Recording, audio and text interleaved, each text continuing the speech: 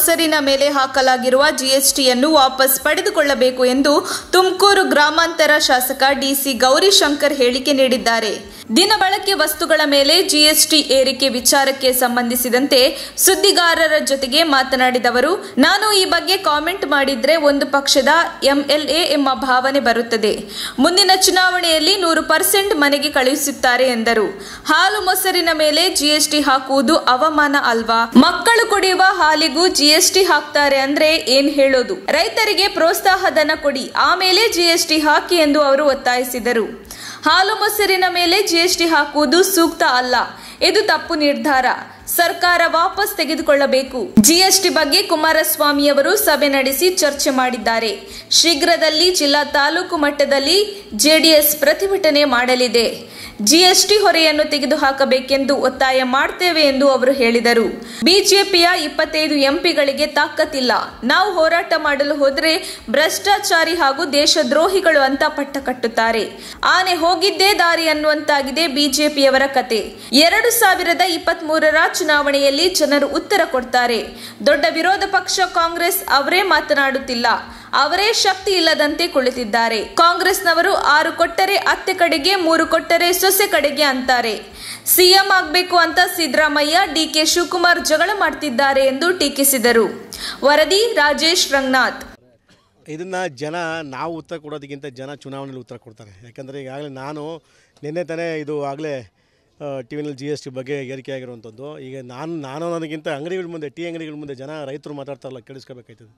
ನಾನು ಹೇಳಿದ್ರೆ ಮಾಮೂಲಿ ಒಂದು ಪಕ್ಷದ ರಾಜಕಾರಣಿ ಒಬ್ಬ MLA ಹೇಳ್ತಾನೆ ಅನ್ನೋದು ಭಾವನೆ ಬರ್ತದೆ. ಬಟ್ ಇವತ್ತು GST ಬಗ್ಗೆ ಜನ ಹೇಳೋವಂಥ ಮಟ್ಟ ನೋಡಿದ್ರೆ ಮುಂದಿನ ಚುನಾವಣೆಯಲ್ಲಿ 100% ಇವನ್ನ ಮನೆ ಕಳಿಸ್ಕೊಡ್ತಾರೆ. ನೋಡಿ, ಈಗ ಹಾಲು ಮೊಸರು ಇವೆಲ್ಲ ವಾಟ್ ಇಸ್ ದಿಸ್? ಇದು ಚೀಪ್ ಅಲ್ವೇನ್ರಿ? ಇದ್ರ ಮೇಲೆ GST ಹಾಕೋದು ಅಂತ ಅವಮಾನ ಅಲ್ವಾ ಇದು? ಅಲ್ಲ ರೀ, ಮಕ್ಕಳು ಕುಡಿಯೋವಂಥ ಹಾಲಿಗೂ GST ಹಾಕೋದು ಅಂತಂದರೆ, ಸ್ವಾಮಿ ನೀವು ರೈತರಿಗೆ ಪ್ರೋತ್ಸಾಹನ ಕೊಡೋದು 10 ರೂಪಾಯಿ ಜಾಸ್ತಿ ಮಾಡಿ, ಆಮೇಲೆ ನೀವು GST ಹಾಕಿ ಯಾರು ಬೇಡ ಅಂತಾರೆ? ನೀವು GST ಏರಿಕೆ ಮಾಡಿ ಪ್ರೋತ್ಸಾಹನ ಕೂಡ ಏರಿಕೆ ಇಲ್ಲ ಅಂತಂದರೆ ರೈತರು ಹೋಗ್ಬೇಕು. ಇವತ್ತು ಹಾಲು ಮೇಲೆ, ಈ ಮೊಸರು ಮೇಲೆ ಇವೆಲ್ಲ GST ಹಾಕೋದಿಲ್ಲ ಒಂದು ಕಡೆ ಸೂಕ್ತ ಅಲ್ಲ ಅಂಥದ್ದು. ಮತ್ತು ಈ ತಪ್ಪು ನಿರ್ಧಾರಗಳಿದು, ಇವೆಲ್ಲ ಸರ್ಕಾರ ವಾಪಸ್ ತಗೋಬೇಕಾಯ್ತದೆ. 100% ಎಲ್ಲ ಒಂದು ಕಡೆ ಅವರ ತಲೆ ಮೇಲೆ ಅವರೇ ಕಲ್ಲು ಹಾಕೊಳ್ಳೋಂಥ ಪ್ರಯತ್ನ ಮಾಡ್ಕೊತಾವ್ರೆ ಸರ್ಕಾರ. ಅಲ್ಲ ಈಗ ನೆನ್ನೆ ಎಲ್ಲ ಘೋಷಣೆಗಳ ಶುರು ಮಾಡ್ಕೊತೀವಿ ನಾವೀಗ. ನಾವು ಕೂಡ ಈಗಾಗಲೇ ಪಕ್ಷದ ವತಿಯಿಂದ ನಿನ್ನೆ ಮೀಟಿಂಗ್ ಆಗಿದೆ ಒಂದು.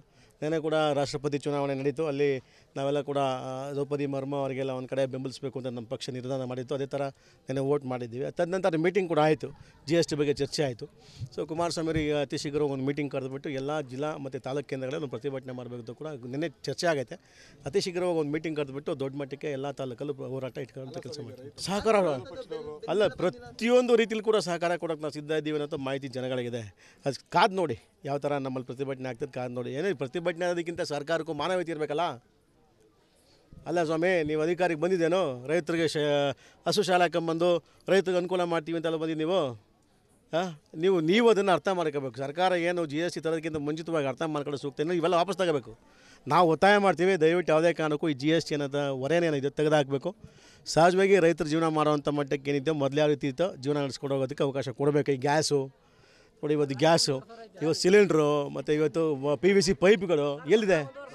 ಅಲ್ಲಲ್ಲ, ಮೋಸ್ಟ್ಲಿ ಟೆಂಪಲ್ಗೆ ತಾಕತ್ತಿಲ್ಲ ಅಂತ ಕಾಣಿಸ್ತದೆ. ನಾವೇನು ಮಾಡೋಣ? ಈಗ ನಾವೆಲ್ಲ ಒಂದು ಕಡೆ ಹೋರಾಟ ಮಾಡೋಕ್ಕೆ ಹೋದರೆ ನಮ್ಮನ್ನು ಭ್ರಷ್ಟಾಚಾರರು ಅಥವಾ ದೇಶದ್ರೋಹಿಗಳು ಅಂತ ಬೇರೆ ಪಟ್ಟ ಕಟ್ಟಕ್ಕೆ ಶುರು ಮಾಡ್ಕೊಬಿಡ್ತಾರೆ. ಈಗ ಏನು ಮಾಡೋದು ಜೈ ಅನ್ನೋ ಅಂತ ನಾ ಏನೋ ಅಂತಾರಲ್ಲ, ಆನೆ ಓದಂಗೆಲ್ಲ ದಾರಿ ಅನ್ನಂಗಲ್ಲೇ ಹಂಗಾಗ್ಬಿಟ್ಟಿದ್ದೀವಿ BJP ಅವ್ರ ಕತೆ. ನಾವೇನು ಮಾಡ್ತೀವಿ ಅದೇ ಸರಿ ಅನ್ನೋ ಮಟ್ಟಕ್ಕೆ ಅವ್ರು ಹೋಗ್ತಾವ್ರೆ. ಇದಕ್ಕೆ ಉತ್ತರ ಯಾವಾಗ ಸಿಗುತ್ತೆ ಅವ್ರಿಗೆ ಅಂದರೆ 2023 ಚುನಾವಣೆಯಲ್ಲಿ 100% ಕಡಾಖಂಡಿತ ಜನ ಉತ್ತರ ಕೊಡ್ತಾರೆ. ಕಾದು ನೋಡಿ ಅಷ್ಟೇ. ಅಲ್ಲ ನೋಡಿ, ಈಗ ವಿರೋಧ ಪಕ್ಷ ಅಂತ ಇರೋದು ಮೊದಲನೇದಾಗಿ ದೊಡ್ಡ ಪಕ್ಷ ಕಾಂಗ್ರೆಸ್. ಅವ್ರು ಮಾಡಬೇಕು, ಅವ್ರಿಗೆ ಶಕ್ತಿ ಇಲ್ಲ ಅಂತ ಕೂತವ್ರಲ್ಲ. ಇವತ್ತು ಕೂಡ ಕೆಲವು ವಿಚಾರಗಳಲ್ಲಿ ಸರ್ಕಾರಕ್ಕೆ ಇವತ್ತು ಹಿಜಾಬ್ ಮತ್ತು ಯಾವ ಹಲವಾರು ಇದು ತಂದರು ಇವರು BJPನವರು ಅಲ್ಲ ಏನೋ ತಂದರು. ಅವತ್ತು ಕೂಡ ಸಮರ್ಥಕವಾಗಿ ಇನ್ನು ವಿಧಾನಸಭೆಯಲ್ಲೂ ಕೂಡ ಇವತ್ತು ಮಾತನಾಡೋಂಥ ತೋರಿಸಿದ್ದ ಹೊತ್ತು ಸನ್ಮಾನ್ಯ ಕುಮಾರಸ್ವಾಮಿರೊಬ್ಬರೇ. ಅವ್ರು ಬಿಟ್ಟರೆ ಕಾಂಗ್ರೆಸ್ನವ್ರು ಏನಿಲ್ಲ, ಅವ್ರಿಗೆ ಹೆಂಗೆ ಬೇಕು ಹಂಗೆ ಉಳ್ಕೊತಾರೆ. 6 ಕೊಟ್ಟರೆ ಅತ್ತೆ ಕಡೆ, 3 ಕೊಟ್ಟರೆ ಸೊಸೆ ಕಡೆ ಅನ್ನೋ ರೀತಿಲಿ ಐತೆ ಅವರು. ನಾವೇನು ಮಾಡೋಣ? ಸೊ 100% ನಾವು ಅವರ ಕಾಂಗ್ರೆಸ್ನವ್ರು ಸ್ಟ್ಯಾಂಡ್ ಇದೆಯಲ್ಲ, ಅದು ನಮ್ಗೆ ಅನುಕೂಲ ಆಗ್ತದೆ.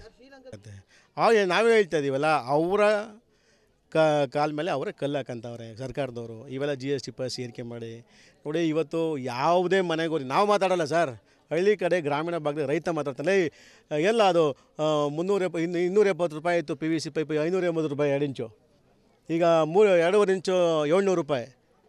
ಗೊಬ್ಬರ 1,500 ಗೊಬ್ಬರ. ಕಬ್ಬಣ ಮನೆ ಕಟ್ಟೋಕ್ಕಾಗ್ತಿಲ್ಲ ಬಡವರು. ಇವತ್ತು ಮನೆ ಕಟ್ಟೋಕ್ಕೆ ಅಂತೇಳಿ ಇವರು 1,20,000 ಕೊಡ್ತಾರಲ್ಲ ಬಡವ್ರು ಮನೆ ಕಟ್ಟೋಕ್ಕೆ ಅಂತೇಳಿ. ಯಾವುದು ಬಸವ ಯೋಜನೆ ಅಂಬೇಡ್ಕರ್ ಯೋಜನೆಗಳಲ್ಲಿ 1,5 ಲಕ್ಷ ಕೊಡ್ತಾರಲ್ಲ, ಏನು ಉಪಯೋಗ ಆಗ್ತದೆ? 1 ಟನ್ ಕಬ್ಬಣ ಬರಲ್ಲ. 1 ಟನ್ ಕಬ್ಬಣ ಇವತ್ತು 85,000 90,000 ರೂಪಾಯಿ ಆಗೈತೆ. ಎಲ್ತಾರೆ?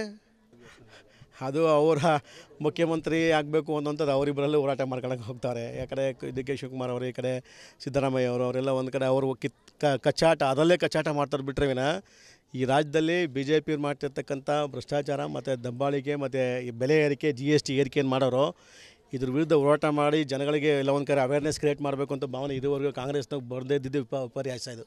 ಇದು ವಿರೋಧ ಪಕ್ಷನೋ ಏನೋ ನಮ್ಗೆ ಅರ್ಥನೇ ಆಗ್ತಿಲ್ಲ. ಅಲ್ಲ ಅವ್ರು ಕೇಳ್ಕೊಂಡ್ರಲ್ಲ ನೋಡಿ, 1 ನಿಮಿಷ ಈಗ ಕೇಳ್ಕೊಂಡ್ರೆ ಅವರೇನೆ ಬಂದು ರಿಕ್ವೆಸ್ಟ್ ಮಾಡ್ಕೊಂಡ್ರು. ಕಾಂಗ್ರೆಸ್ ಅವರು ಬಂದು ಕೇಳಿಲ್ವಲ್ಲ. ಈಗ 1 ನಿಮಿಷ ಸೋನಿಯಾ ಗಾಂಧಿನೋ ಅಥವಾ ರಾಜೀವ್ ಗಾಂಧಿಯರೋ ಯಾರೋ ರಾಹುಲ್ ಗಾಂಧಿಯವರು ಅವ್ರು ಯಾರೋ ಬಂದು ನಮ್ಮ ಪಾರ್ಟಿಯವ್ರು ಬಂದು ಸಂಪರ್ಕ ಮಾಡಿ ಅವ್ರ ಬೆಂಬಲ ಏನು ಕೇಳಿಲ್ಲ. ಸೊ ಅಲ್ಲ, ಆಮೇಲೆ ಪರಿಶೀಲನೆ ಮಾಡೋರು ಹೈಕಮಾಂಡ್ ಅದನ್ನು. ಸೊ ಅವರು ಈಗ ಅಭ್ಯರ್ಥಿ ಆಗಿರೋಂಥವ್ರೆ ನೇರವಾಗಿ ದೇವೇಗೌಡರನ್ನ ದೂರವಾಣಿ ಮೂಲಕ ಭೇಟಿ ಮಾಡಿ, ಅದು ಕಾಲಲ್ಲಿ ಮಾತಾಡಿ ಮತ್ತೆ ಭೇಟಿ ಮಾಡಿ ಅವ್ರ ಬೆಂಬಲ ಕೇಳೋದು ಕೊಟ್ಟಿದ್ದೀವಿ. BJP ವಿರುದ್ಧ ಮತ್ತು ವಿಶೇಷವಾಗಿ ಒಂದು ಆದಿವಾಸಿ ಮಹಿಳೆ ಅನ್ನೋಂಥದ್ದು ಭಾಳ ಹಿಂದುಳಿದಂಥ ಒಂದು ಹೆಣ್ಮಗಳಿಗೆ ರಾಷ್ಟ್ರಪತಿ ಪದ ಸಿಗುತ್ತೆ ಅಂದರೆ ಯಾಕೆ ಸಪೋರ್ಟ್ ಮಾಡ್ಬಾರ್ದು? ತಪ್ಪೇನಿದೆ? ಚುನಾವಣೆಗೂ ಮತ್ತು ಅವರು ಎಲ್ಲ ಅವ್ರು ಏನು ಮಾಡ್ತಾರೋ ಅದೆಲ್ಲ ಬೆಂಬಲಿಸ್ತೀವಿ ಅಂತ ನಾವೇನು ಹೇಳಿಲ್ಲ.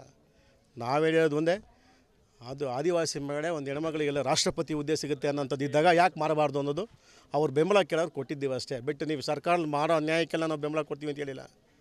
ಅದಕ್ಕೆ ವಿರೋಧ ಇದ್ದಿದೆ, ವಿರೋಧ ಮಾಡ್ತೀವಿ. ಈ ಪ್ರತಿಭಟನೆ ಅಂತೂ 100% ದೊಡ್ಡ ಮಟ್ಟಿಗೆ ಮಾಡ್ತೀವಿ ನಾವು, ಖಂಡಿತ 100%. ನೋಡಿ, ನಮ್ಮ ಹೋರಾಟಗಳು ಈಗ ಶುರುವಾಗೈತೆ. ಈಗ ನಮ್ಮ ಜನತಾ ಜಲಧಾರೆ ಕಾರ್ಯಕ್ರಮ ನೋಡಿ 2 ಪಕ್ಷಗಳು ಈಗಾಗಲೇ ನರಕ ಶುರುವಾಗವೆ. ಈಗ ಜನತಾ ಮಿತ್ರ ಅಂತ ಕಾರ್ಯಕ್ರಮ ಬೇರೆ ಶುರು ಮಾಡಿದ್ದೀವಿ. ಈಗ ಅದು ಕೂಡ ಈಗಾಗಲೇ ಸ್ಟೇಟ್ ವೈಸ್ಗೆ ಈಗಾಗಲೇ ಸುಮಾರು 130 ಗಾಡಿಗಳನ್ನ ಪರ್ಚೇಸ್ ಮಾಡಿ ನಮ್ಮ ಪಂಚರತ್ನ ಯೋಜನೆಗಳಿದ್ದಾವೆ ಅವನ್ನ ಜನಕ್ಕೆ ತಲುಪಿಸುವಂಥ ಕೆಲಸ, ಪ್ರಾಮಾಣಿಕ ಕೆಲಸ ಮಾಡೋಕ್ಕೆ ಕೊಟ್ಟಿದ್ದೀವಿ. ಈಗಾಗಲೇ ಸುಮಾರು 130-136 ಅಭ್ಯರ್ಥಿಗಳಿಗೆ ಈಗಾಗಲೇ ಕುಮಾರಣ್ಣವರು ಮಾಹಿತಿ ಕೊಟ್ಟವ್ರೆ. ವೆಹಿಕಲ್ಸ್ನ ಆಗಸ್ಟಿಂದ ಪೂಜೆ ಮಾಡಿ ಶುರು ಮಾಡ್ತೀವಿ. ಇಡೀ ಸ್ಟೇಟ್ ವೈಸು ನಾವು ಪಂಚರತ್ನ ಯೋಜನೆಗಳ ಬಗ್ಗೆ ಜನಗಳಿಗೆ ಅರಿವು ಮೂಡಿಸುವಂಥ ಕಾರ್ಯ ಮಾಡಿ 100% ನಮ್ಮ ಮಿಷನ್ 1 to 3 ಏನಿದೆಯೋ ರೀಚ್ ಮಾಡಲಿಕ್ಕೆ ನಮ್ಮಂಥ ಯುವಕರು ಸಮೇತ ಕುಮಾರಣ್ಣಗೆ ಕೈ ಬಲಪಡಿಸಕ್ಕೆ ನಾವು ಸಿದ್ಧ ಇದ್ದೀವಿ. 100% ರೀಚ್ ಆಗ್ತೀವಿ. ತಕ್ಷಣ ಬೇಕಾಗಿದ್ದಾರೆ. ತುಮಕೂರಿನ ಹೆಸರಾಂತ ಕಂಪನಿಯಲ್ಲಿ ಗುತ್ತಿಗೆ ಕಾರ್ಮಿಕರಾಗಿ ಕೆಲಸ ಮಾಡಲು ಯುವಕರು ಮತ್ತು ಯುವತಿಯರು ಬೇಕಾಗಿದ್ದಾರೆ. ಲೋಡಿಂಗ್ ಮತ್ತು ಅನ್ಲೋಡಿಂಗ್ ಕೆಲಸ ಮಾಡುವವರು ಬೇಕಾಗಿದ್ದಾರೆ. ವಿದ್ಯಾರ್ಥಿ SSLC, PUC, BSc pass by ನೇರ ಸಂದರ್ಶನ ಇರುತ್ತದೆ.